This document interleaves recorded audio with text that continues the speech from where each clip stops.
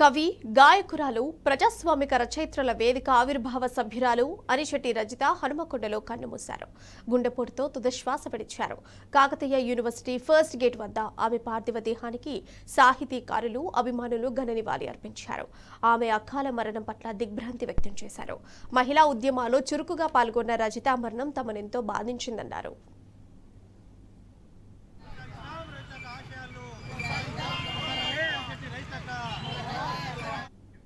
Anisetti Rajitha high school విద్యార్థి దశ నుండి 1969 ప్రత్యేక తెలంగాణ ఉద్యమంలో పాల్గొన్నది. ఇంటర్ విద్యార్థిగా ప్రగతిశీల మహిళా సంఘం పిలుపునకు ప్రతిస్పందించింది. 1984లో గులాబీలు జ్వలిస్తున్నాయనే కవితా సంపుటిని ప్రచురించింది. స్త్రీ సమస్యలపై ముందుండి పోరాడింది. సారా వ్యతిరేక ఉద్యమం, మలిదశ తెలంగాణ ఉద్యమం, పోలవరం ప్రాజెక్టు వ్యతిరేక ఉద్యమంలో చురుకుగా పాల్గొంది. ప్రత్యేక రాష్ట్ర ఉద్యమ కాలంలో తెలంగాణ రచయితల వేదిక నిర్మాణంలో తనదైన పాత్ర పోషించింది.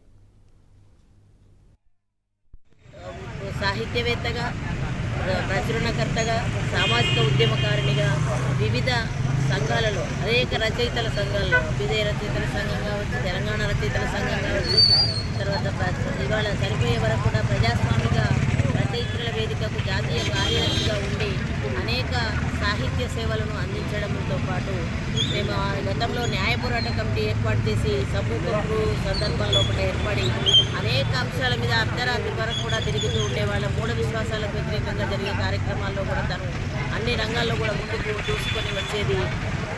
అనేక వ్యాసాలు రాయడం జరిగింది, కవితలు రాయడం జరిగింది, పాటలు పాడేది. చాలా బాగా సమస్యల మీద, మహిళా సమస్యల మీద, దళిత బహుజన ఉద్యమకారులకు సంబంధించిన విషయాల మీద అనేక పాటలు రాసేది. తను స్వయంగా పాడి వినిపించేది.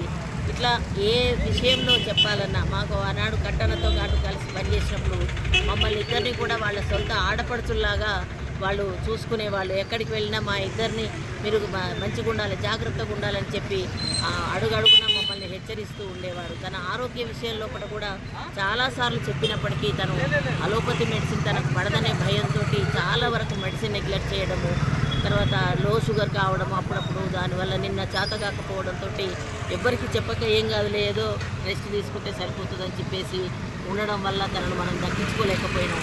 అయినా కూడా అకాల మరణాన్ని మన వరంగల్లోనే ఒక గొప్ప కంఠం ధిక్కార స్వరాన్ని మనం కోల్పోవడం జరిగింది. ఒక పెద్ద దిక్కును కోల్పోయినట్టుగా మేము భావిస్తూ అక్కకు వినమ్ర నివాళులు జోహార్లు అర్పిస్తాం.